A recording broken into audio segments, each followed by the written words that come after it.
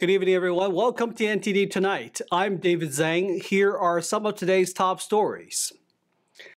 Closing arguments held today in former President Trump's New York trial. Find out what the prosecution and defense had to say. Hamas-affiliated organizations are reporting 16 dead after alleged Israeli airstrikes in Rafah. Residents say there has been an escalation of fighting. Local officials are calling to restore funding for what's called the most dangerous train crossing in California. We'll show you a look at the notorious intersection. First up, updates about former President Trump's New York criminal trial today. Both the prosecution and defense presented their closing arguments. Trump had this to say before entering the courtroom. And he should have done it 7 years ago if they were going to do it. They should have brought this case 7 years ago, not in the middle of my presidential election, where I'm leading by a lot, Biden, by a lot. They brought it right in the middle of the election. Hopefully it doesn't work out for them. The same way allowed the local court to be misused to enforce a federal law over which he has no authority or jurisdiction. They have a federal law which they're using, but they have absolutely no authority. And under the federal law, I did nothing wrong. Trump's defense team once again asked Judge Juan Merchan to dismiss the case last week.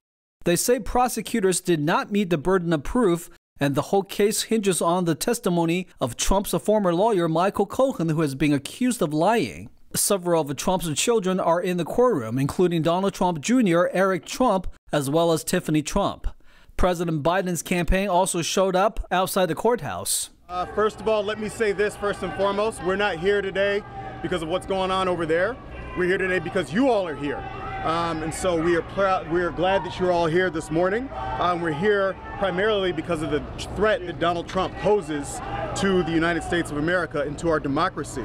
Actor Robert De Niro and 2 January 6 responders joined the rally. The Biden campaign last week released a new ad narrated by De Niro. It sharply criticized Trump's presidency and Trump's plans if he's reelected.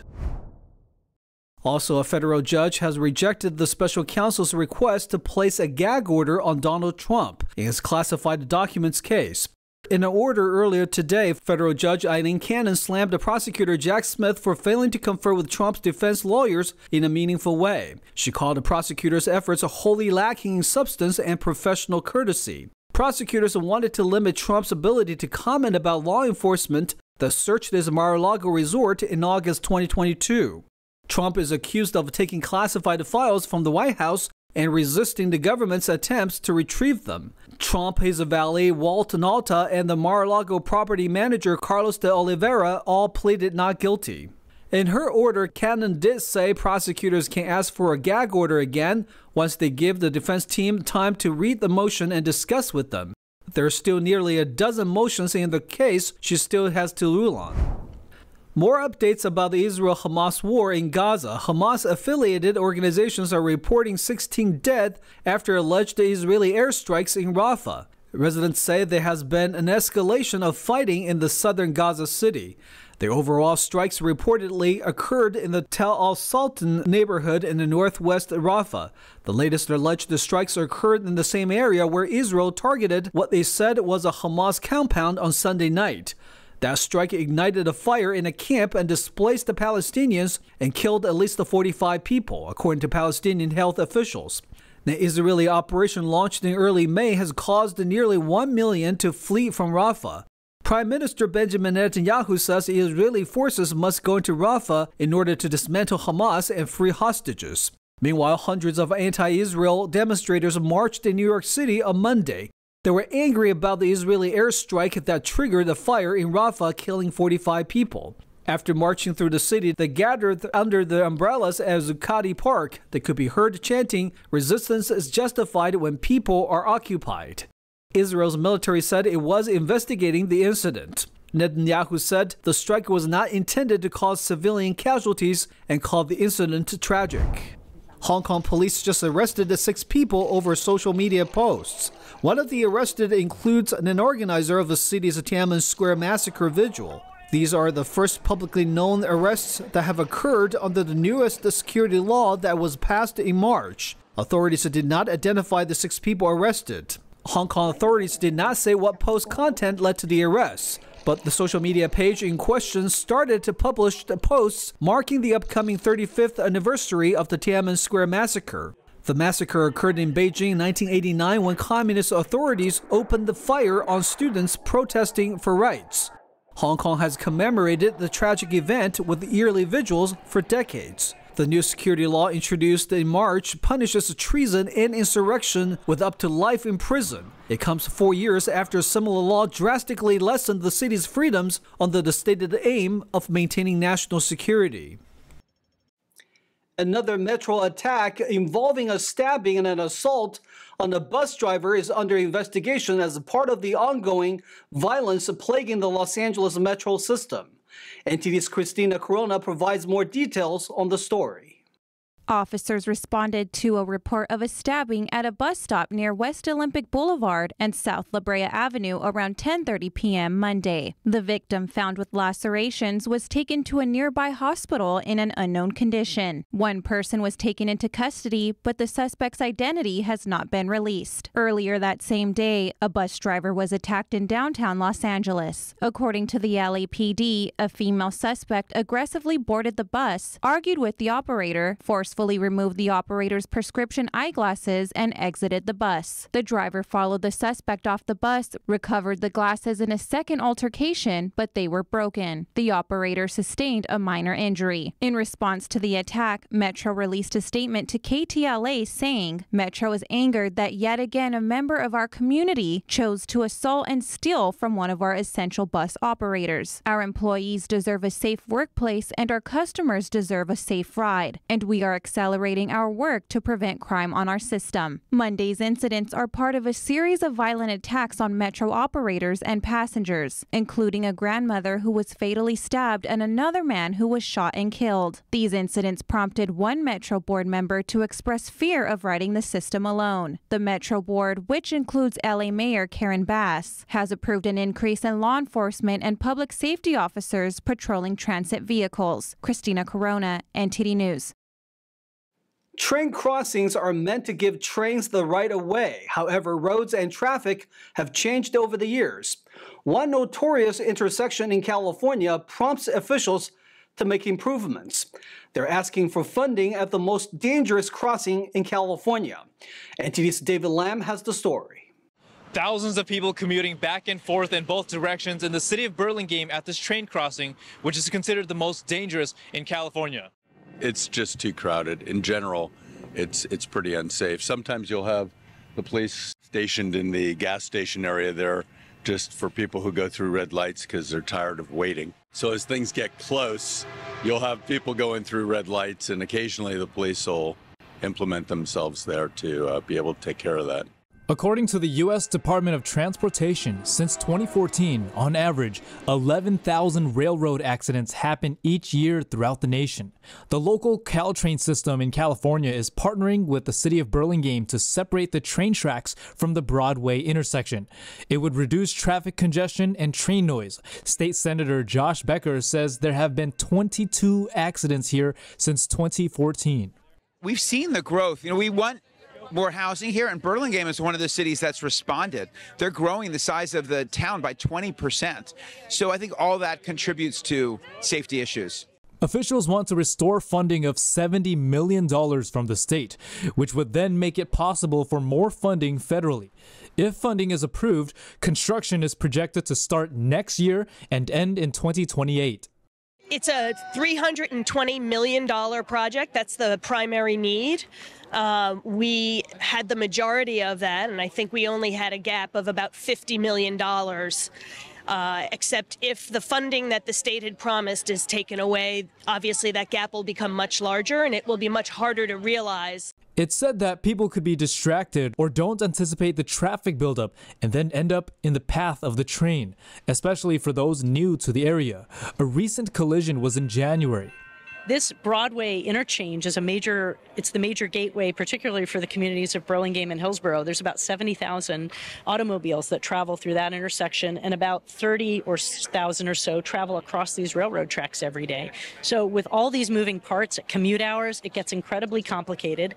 If your wayfinding system tells you to turn right, you may not even be able to anticipate where the right-hand turn is, and hopefully it's not across the railroad tracks. At the time of this crossing's development, the area became populated later on with businesses and traffic, leading it to be considered the most dangerous in the Golden State. With retailers that need more foot traffic, they need more people coming in, and for them, I think it has a pretty profound impact. In Burlingame, California, David Lamb, NTD News. We'll take a short break now, everybody, but here's a look at what we have for you when we come back. Today is National Hamburger Day. Find out where to get your burger fix without emptying your wallet. This year is the 80th anniversary of D-Day, and commemorations are gearing up to remember those who died to protect their country. Los Angeles hosted the biggest Memorial Day celebration event this week, honoring the U.S. Sea Services. Those stories and more coming up on NTD Tonight.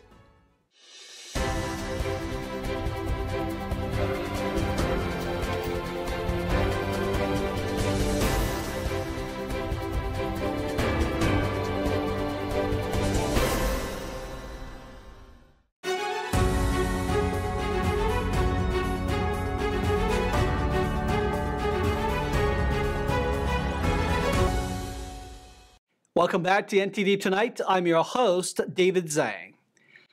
National Hamburger Day is on May 28th, and some burger chains are offering deals all week long. NTD's Jason Blair has a few to help you get your burger fix in celebration without breaking the bank. According to History.com, Americans eat about 50 billion burgers a year. Here are some deals running this week for National Hamburger Day. Burger King is running freebies until June 3rd for members of their loyalty program who make a purchase of at least 70 cents. They also happen to be celebrating their 70th birthday.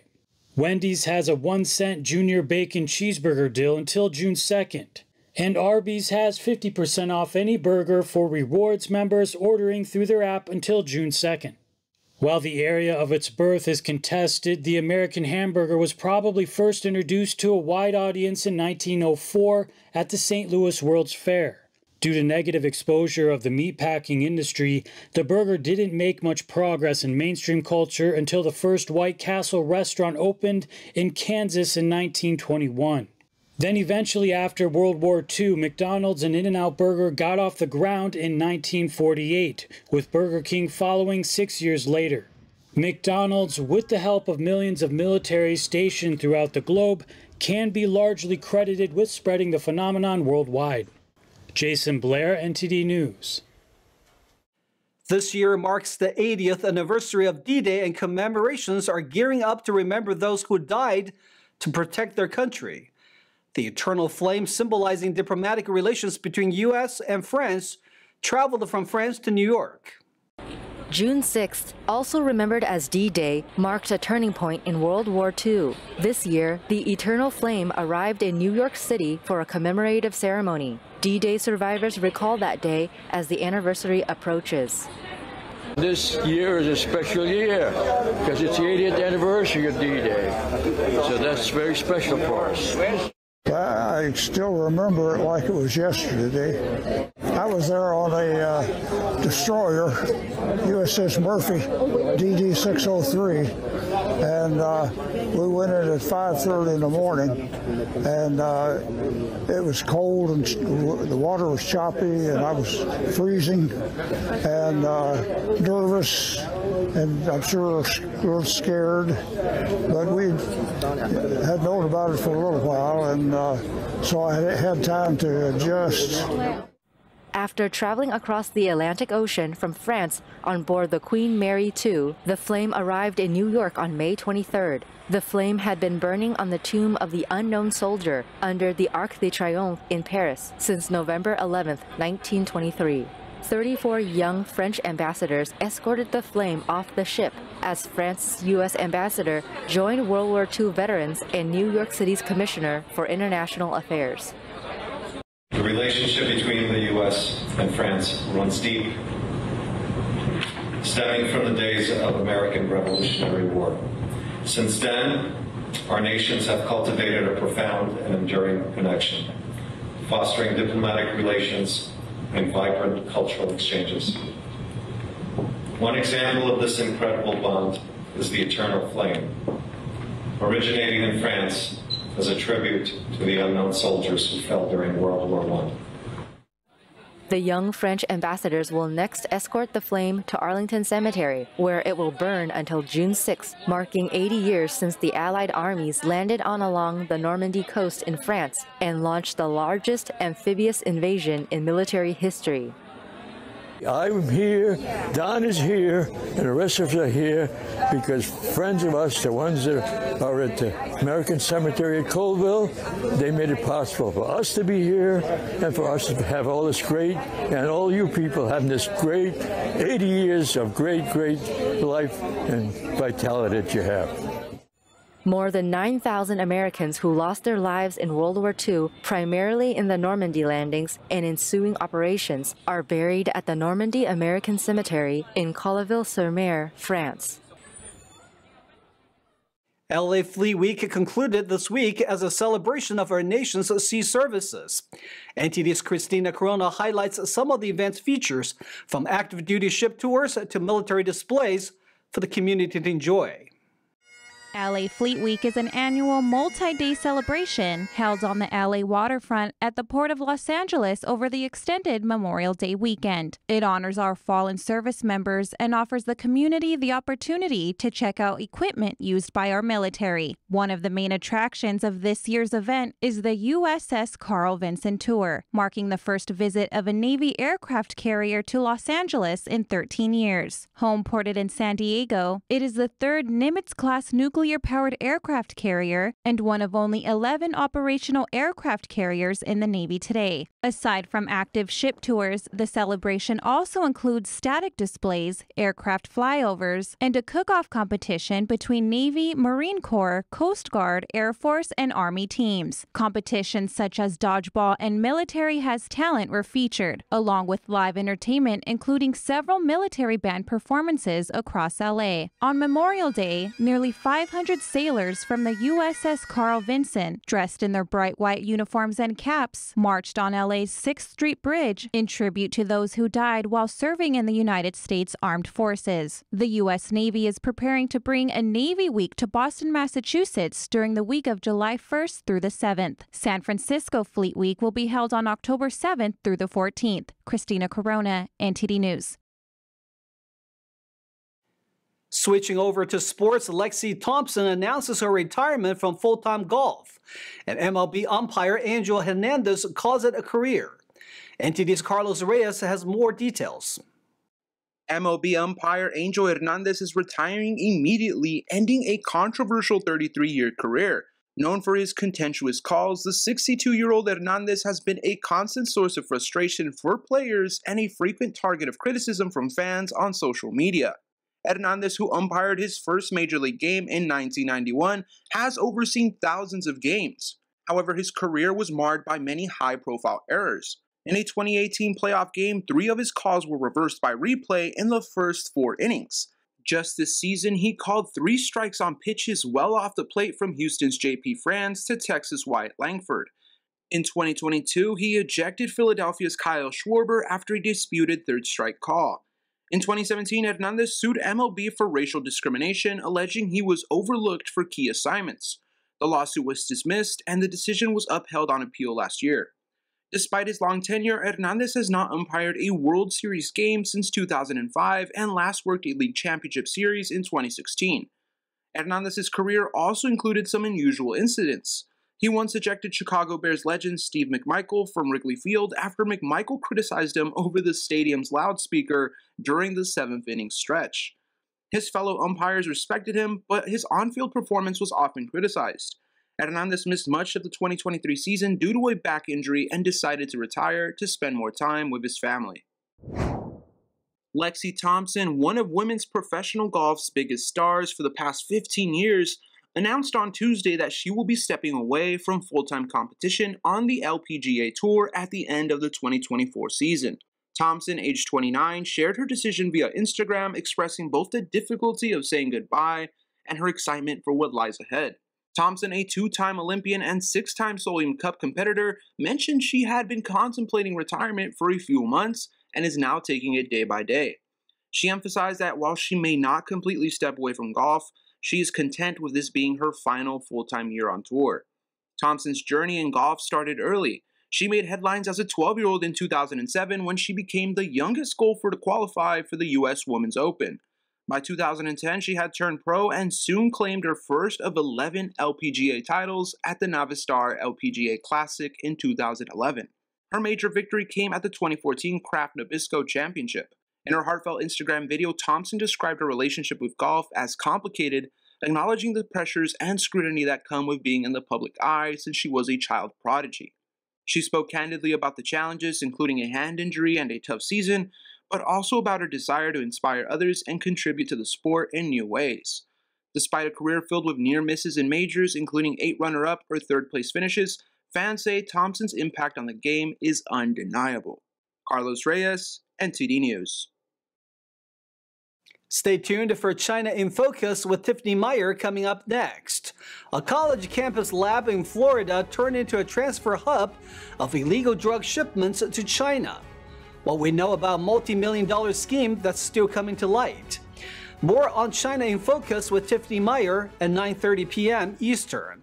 And that's all we've got for you tonight. We'd like you to join us again on NTD Tonight every weekday at 9 p.m. I'm David Zhang, and you know our saying, have a wonderful evening.